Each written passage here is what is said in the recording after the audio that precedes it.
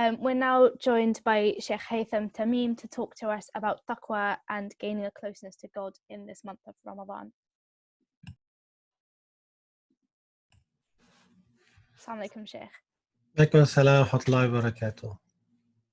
I wish I joined you in a different scenario and different circumstances, but nevertheless, this is our destiny and we have to accept.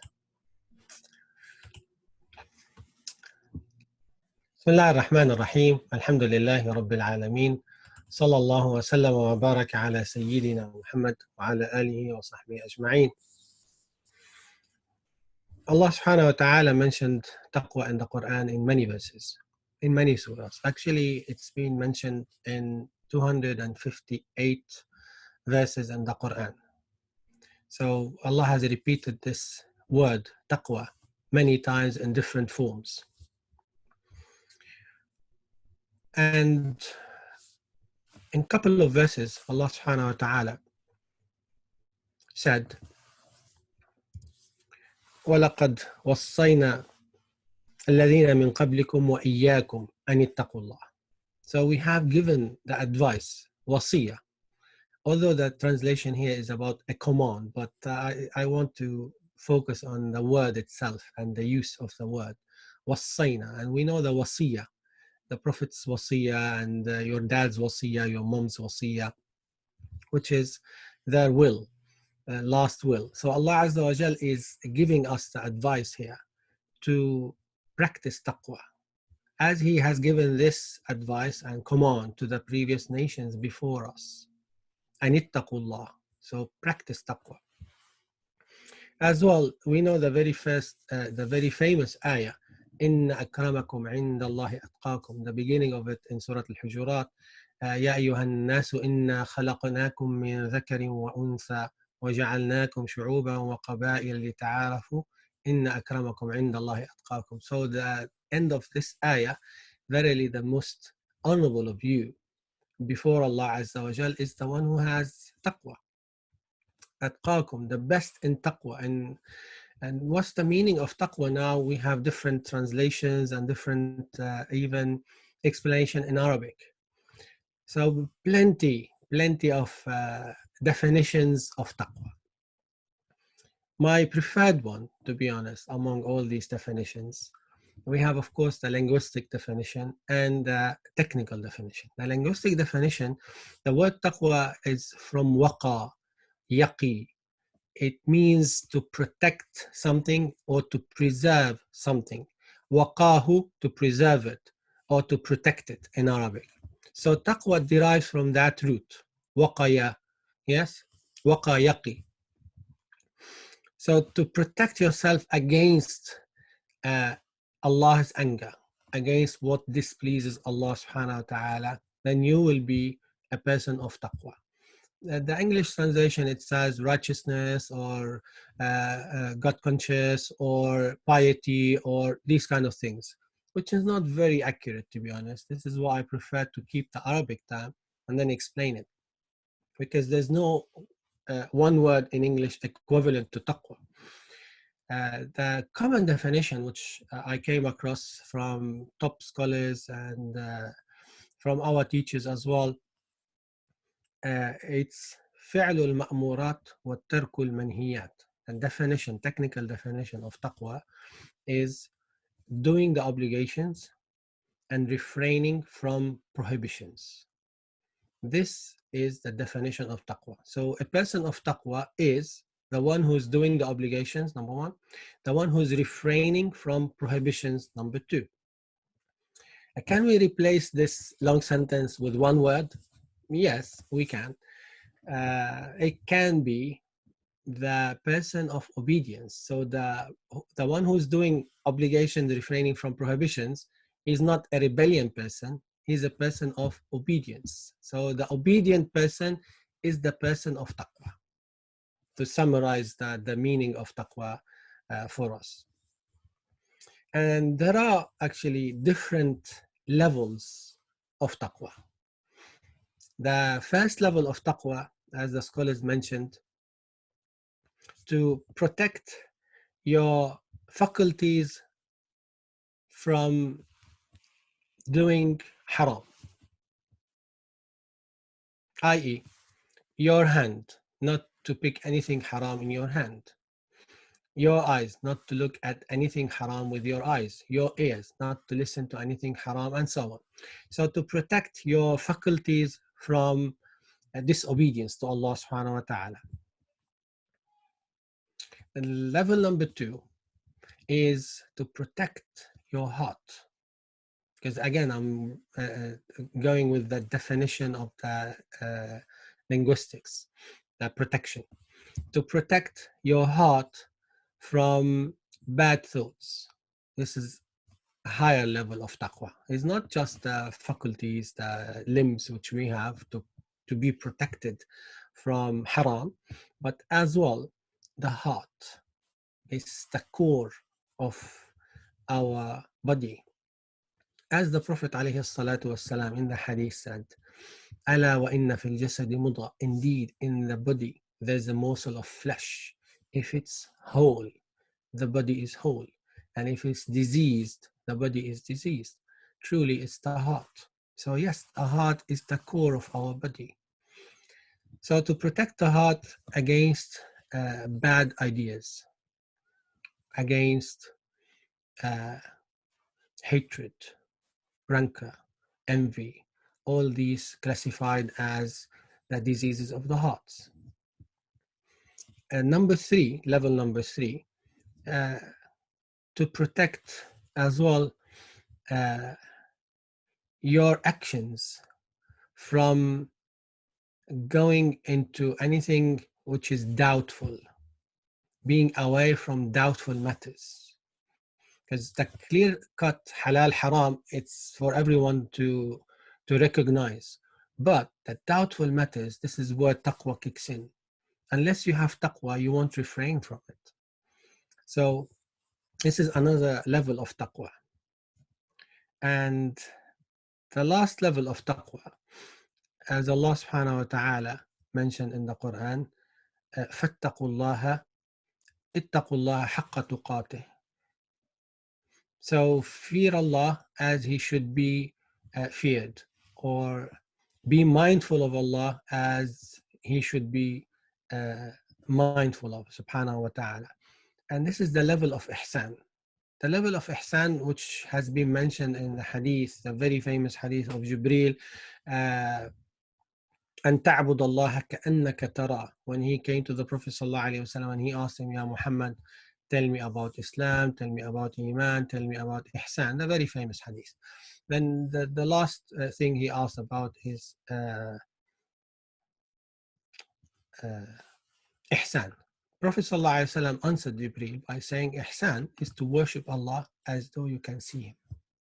And this is the highest level of taqwa. A description of people of taqwa. How do we know that we fit the description? How do we measure ourselves against this list of description, if you want? Allah subhanahu wa ta'ala mentioned in the first page of the Quran after the Fatiha, in Surah Al-Baqarah.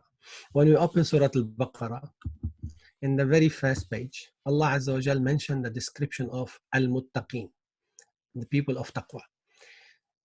And when he said, ذَلِكَ الْكِتَابُ لَا رَيْبَ فِيهِ هُدًى لِلْمُتَّقِينَ. And then he goes on to describe and explain who are those al-muttaqeen, to define the characteristics of al-muttaqeen. And he mentioned 6 characteristics, subhanahu wa ta'ala.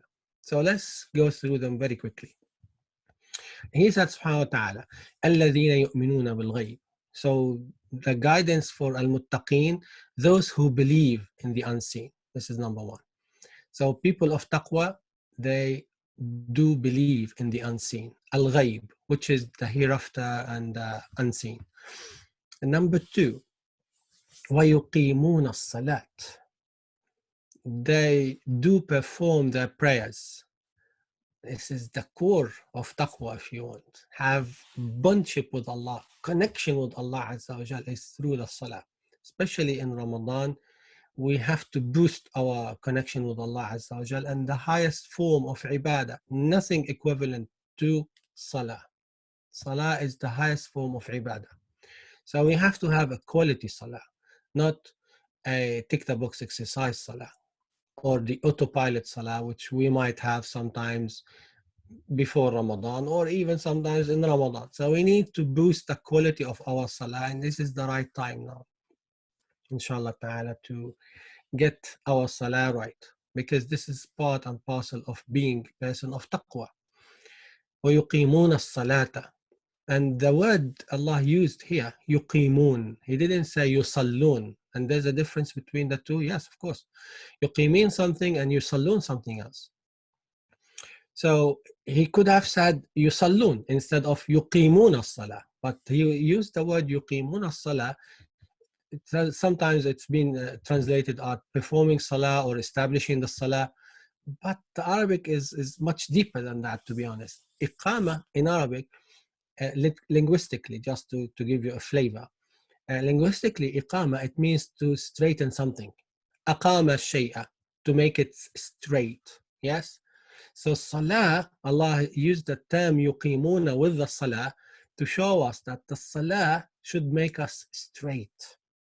As we do iqama for things like the wood, which is sometimes bended wood, we straighten it. Salah should straighten our actions and our direction. يقيمون الصلاة. This is number 2. Number 3, the criteria of the muttaqeen. وَمِمَّا رَزَقْنَاهُمْ يُنْفِقُونَ. From what we have offered to them, what we have given to them, they spend. It means they give their zakah, they give their charity. They are people of taqwa. So now it's the month of zakah and the fitra, zakatul fitri, and the obligatory zakah. Again, it's the month of taqwa. This is why Allah Azza wa Jal, in the opening verse of Ayatul Siyam, He mentioned, يا أيها الذين آمنوا كتب عليكم الصيام كما كتب على الذين من قبلكم لعلكم تتقون. So he finished the ayah by saying that you may achieve or perform taqwa when you fast. So you fast, he linked siyam with taqwa, subhanahu wa ta'ala.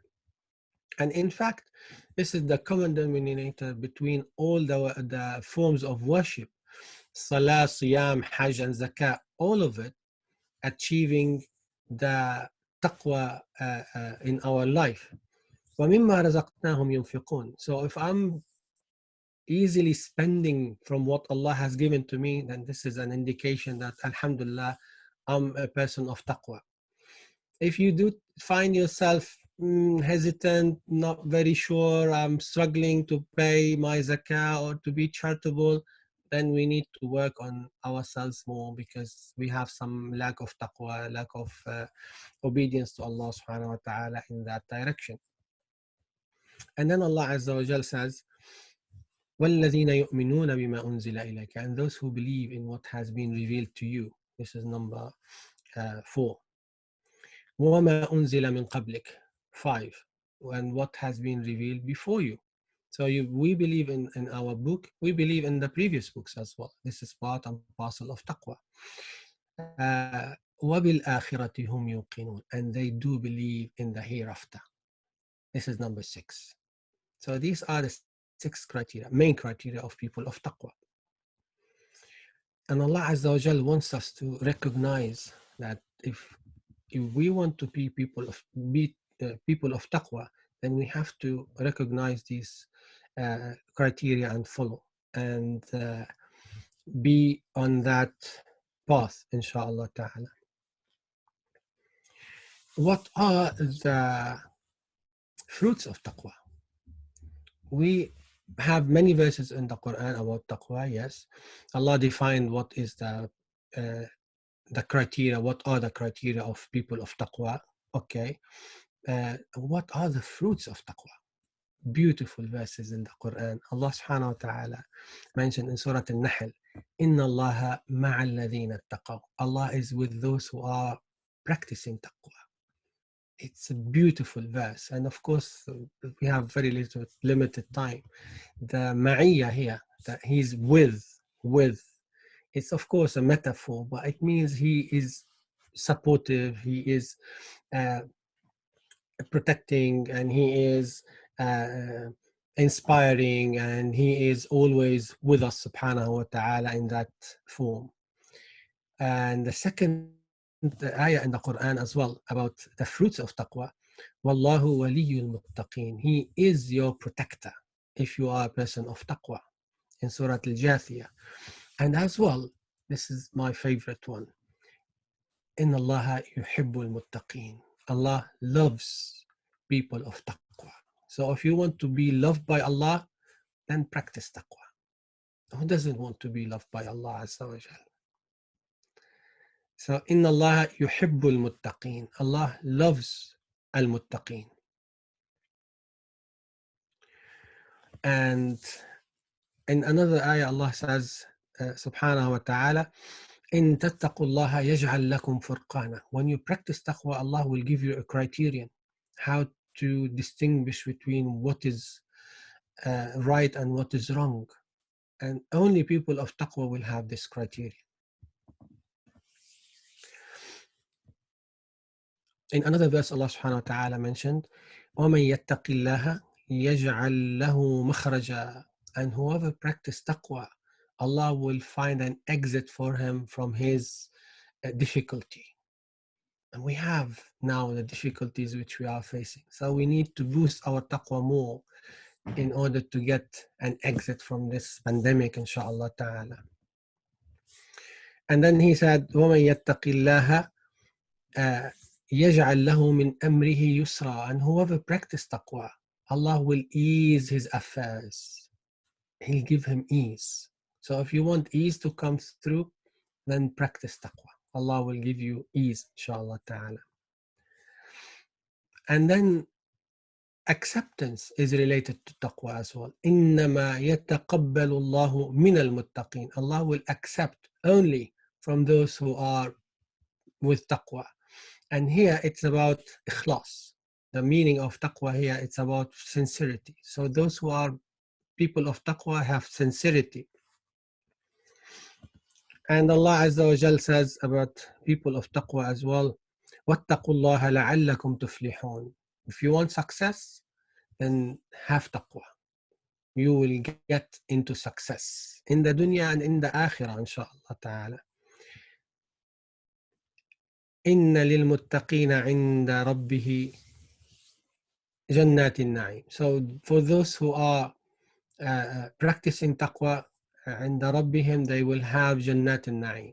Jannah will be for people of taqwa. So we ask Allah subhanahu wa ta'ala to make all of us from people of Jannah and people of taqwa. The last thing which I will finish with, inshallah ta'ala, how do I achieve taqwa in my life?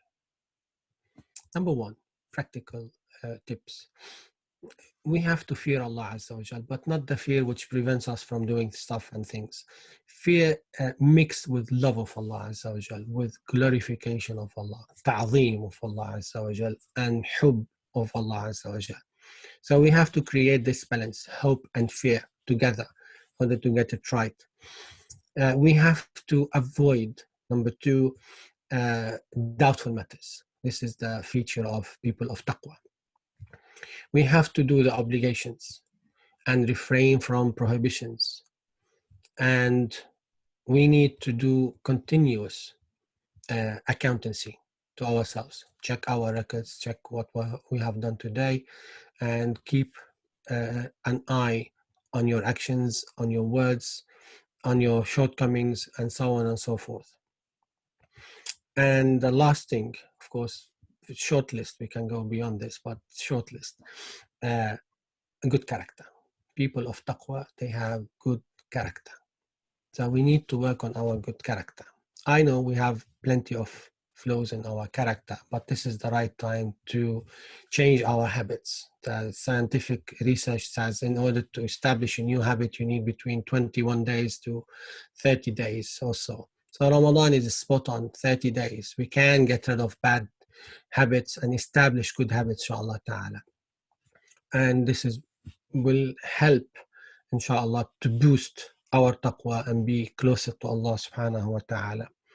And do our best to as well judge with fairness and be just in our judgment. This is as well the feature of people of taqwa. So I ask Allah Azza wa Jal to enable all of us to be among people of taqwa, those whom He loves, and those who are close to Allah Subhanahu wa Taala, and to be as well in this very month closer and closer to Him, and work on our character and be better people, inshallah ta'ala. Assalamu alaikum wa rahmatullah.